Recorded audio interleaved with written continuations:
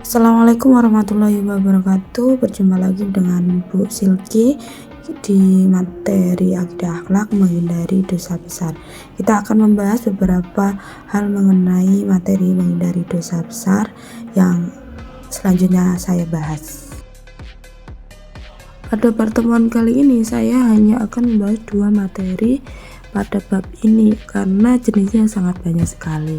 Yakni akan membahas tentang membunuh dan juga hal yang harus dihindari, akhlak yang tidak baik, yakni perbuatan liwat.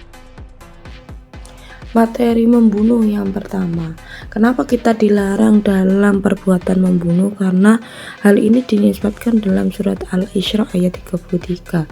Dan janganlah kamu membunuh orang yang diharapkan Allah membunuhnya, kecuali dengan suatu alasan yang benar. Islam mengajarkan untuk melindungi setiap nyawa karena menghilangkan satu nyawa hakikatnya sama dengan membunuh seluruh umat manusia. Surat lain juga terdapat dalam surat Al-Maidah ayat 32. Barang siapa yang membunuh seorang manusia bukan karena orang itu membunuh orang lain dan bukan karena membuat kerusakan di muka bumi, maka seakan-akan dia telah membunuh manusia seluruhnya. Allah juga mengancam akan memasukkan ke dalam neraka jahanam bagi pelaku yang membunuh. Hal ini juga terdapat dalam surat An-Nisa ayat 93 yang menuliskan bahwasanya barang siapa yang membunuh seorang muslim mukmin dengan sengaja maka balasannya ialah jahanam, kekal di dalamnya, dan Allah murka kepadanya dan mengutuk serta menyediakan azab yang besar baginya. Bagi keluarga dan masyarakat, pembunuh adalah kejahatan agama dan kemanusiaan. Bagi keluarga, korban dapat menimbulkan rasa dendam yang berkepanjangan, marah, dendam, tidak suka, dan sulit terlupakan. Bagaimana bisa melupakan orang yang menghilangkan nyawa keluarga kita? Begitu juga dalam masyarakat tidak akan merasa tidak nyaman atas pembunuhan yang terjadi dalam sekelilingnya. Sedang pelaku pembunuhan, dampak negatifnya adalah untuk melanggar larangan pembunuh, konsekuensi secara hukum ada, kemudian konsekuensi secara psikologis juga ada. Hukumannya sudah ditentukan dalam ketentuan hukum agama dan negara, ada undang-undangnya, ada putusan bagaimana bagi pelaku pembunuhan akan diancam beberapa perilaku atau balasannya.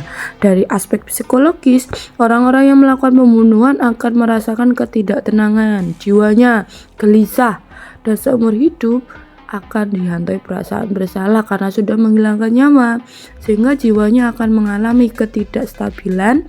Dalam agama kita, orang yang membunuh maka akan diancam hukuman agama di akhirat nanti, yakni akan dimasukkan di neraka jahanam dan itu dihukum dengan kekal.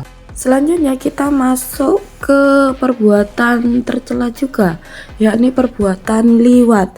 Hal yang sangat tidak boleh dicontoh karena perbuatan ini sudah dilakukan pada zaman terdahulu di zamannya Nabi Lut. Kata liwat bukan kata asli dalam bahasa Arab. Kata liwat berasal dari kata lut yang termasuk kata ajam atau kata asing dari non-Arab. Dari kata lut kemudian dipecah menjadi kata lain seperti liwat, liwata, talawut, dan lutiyah, yang semuanya bermakna melakukan sesuatu seperti perbuatan kaum Nabi Lut. Istilah liwat digunakan untuk menjelaskan perbuatan yang dilakukan oleh seorang laki-laki yang mana ia memasukkan sesuatu pada tidak tempatnya, yakni memasukkan zakarnya ke dalam dubur seorang laki-laki. Jadi laki-laki dengan laki. Menurut Al-Mawardi mengatakan bahwa liwat adalah persetubuhan antara lelaki dengan lelaki. Istilah paling yang mendekati hal tersebut adalah dalam bahasa Inggrisnya dikenal dengan homosexuality atau sodomi. Sedangkan dalam bahasa Indonesia dikenal dengan sebutan homoseksual. Liwat adalah sesuatu penanaman yang dinisbatkan kepada perilakunya kaumnya Nabi Lut, karena yang pertama kali melakukan perbuatan ini adalah yakni umatnya Nabi Lut alaihi salam. Selanjutnya Dalilnya apa yang mendasari perbuatan liwat itu tidak boleh? Ada surat Al-A'raf ayat 81. Sesungguhnya kamu mendatangi lelaki untuk melepaskan nafsumu kepada mereka, bukan kepada wanita. Malah kamu ini adalah kaum yang melampaui batas. Karena kan yang namanya hubungan seperti itu ya seharusnya dengan lawan jenis, laki-laki bukan dengan laki-laki, perempuan bukan dengan perempuan, melainkan ya laki-laki dengan perempuan. Hal ini disebut juga perbuatan liwat dengan sebutan Sodom karena dulu Nabi Lut itu dengan kaumnya itu tinggal di kota yang namanya kota Sodom, yang mana mereka melakukan perbuatan keji, yakni berhubungan sesama jenis, laki-laki dan laki-laki, perempuan dan perempuan, sehingga perilaku itu disebut dengan sodomi karena dinisbatkan dalam perilaku Nabi Lot. Dalilnya kenapa kok diharamkan itu juga banyak, salah satunya juga dalam surat Al-A'raf ayat 80 yang menyebutkan liwat adalah perbuatan yang fahishi atau keji dan jijik, yang mana dan kamu juga telah mengutus Lut kepada kaumnya.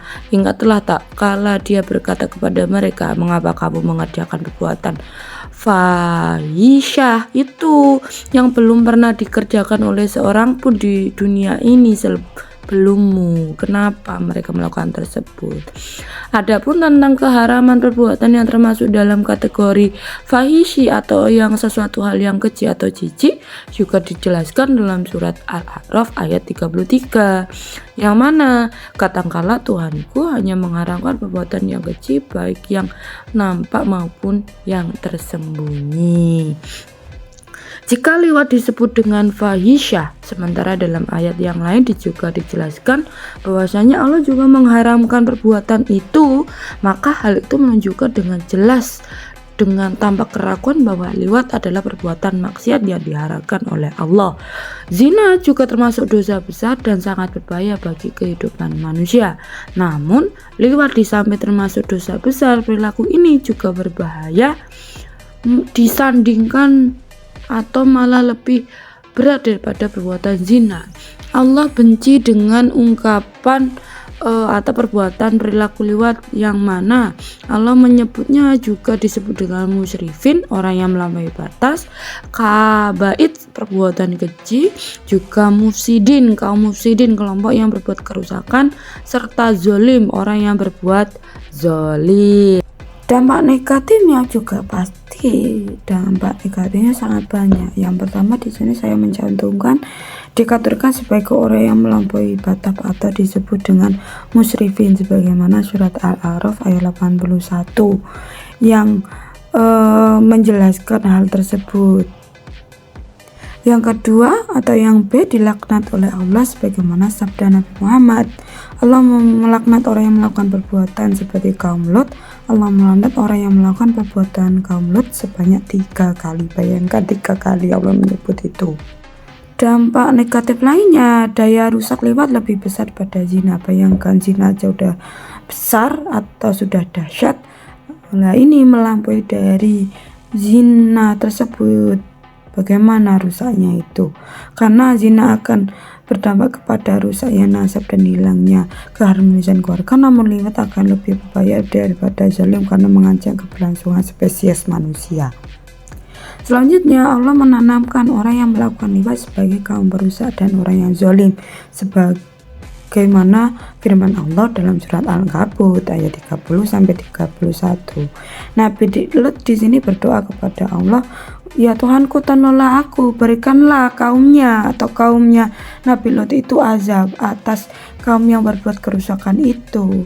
Kemudian diberilah kabar yang bahwasanya mereka diberikan azab, sesungguhnya kami akan menghancurkan kaum Sodomi ini. Mereka adalah orang-orang yang sangat berbuat zalim. Demikian materi yang bisa saya jelaskan, kita lanjutkan di pertemuan selanjutnya. Sampai jumpa.